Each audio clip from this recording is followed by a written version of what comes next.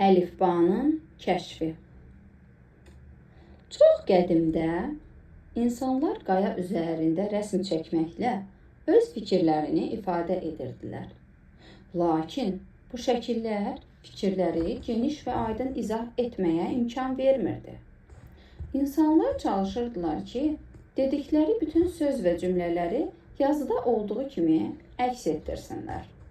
Günlərin bir günü bir tacir başqa bir şəhərdə alış-veriş edirdi. O bir dükan sahibi ilə belə bir razılığa gəldi.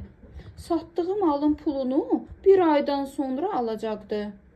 Amma tacir qorxurdu ki, bu adam onu aldatsın, malın pulunu verməsin. O, bütün gecəni fikirləşdi. Axırda ağlına maraqlı bir fikir gəldi.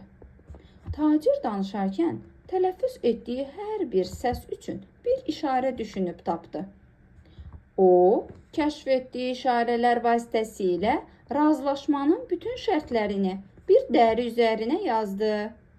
Bu yazını dükan sahibinə göstərib işarələrinin mənasını ona başa saldı. Onlar razılığa gəldilər. Sonradan bu işarələri hərf adlandırmağa başladılar.